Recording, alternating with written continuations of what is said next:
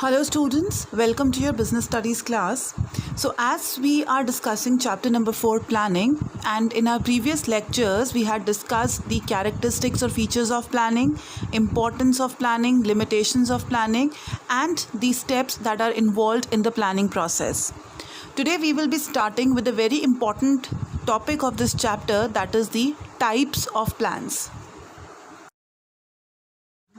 An organization has to prepare a plan before making any decision related to business operations or undertaking any project.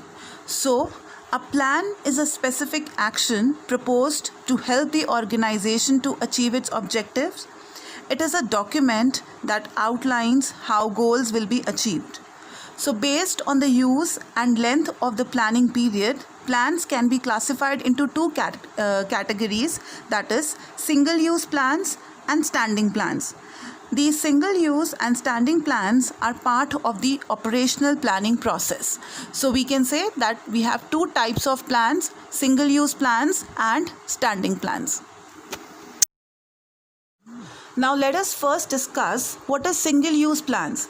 Now, as the name suggests, single use means those type of plan which is developed for a one-time event or a project. That means it will not be used for a recurring period or a repeated purpose. So it is a one-time plan specifically designed to achieve particular goal that once achieved will not be recur in the future. Such plan is developed to meet the needs of a unique situation. So the length of a single-use plan differs greatly depending on the project in question, as a single event plan may only last one day while a single project may last weeks or months.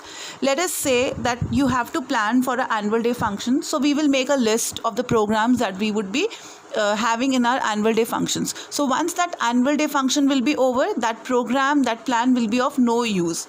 In next year, we can take that particular program as a base, but we cannot use that as a same program list. So that is your single use plan, that means which applies only for one time and which does not use for a recurring or repeated periods.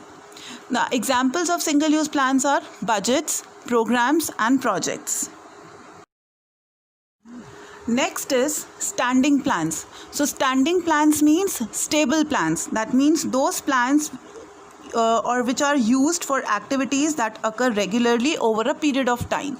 So standing plans are used over and over again because they focus on organizational situations that occur repeatedly. So they are usually made once and retain their value over a period of years while undergoing revisions and updates. That means we use them repeatedly, but those plans may undergo certain revisions or modifications and updates according to the situation of the environment, but we do not change it entirely. So that is why they are also called repeated use plans.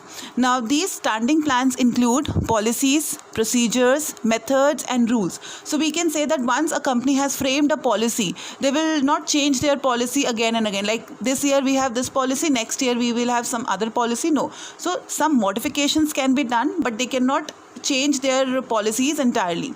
Procedures, methods and rules. So there are other types of plans also which usually are not classified as single use or standing plans, like strategies and objectives. So we can say that in our single use plans we have budgets and programs, in our standing plans we have policies, procedures, methods and rules, and we have two other type of plans also, that is strategy and objective, that are neither your single use plans nor your standing plans, which we will discuss in our later part.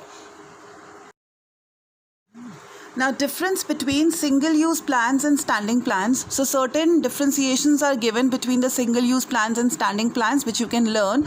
A single-use plan is developed for a one-time event or a project, whereas a standing plan is used for activities that occur regularly over a period of time. In single-use plans, such course of action is not likely to be repeated in future, that is, they are not recurring situations.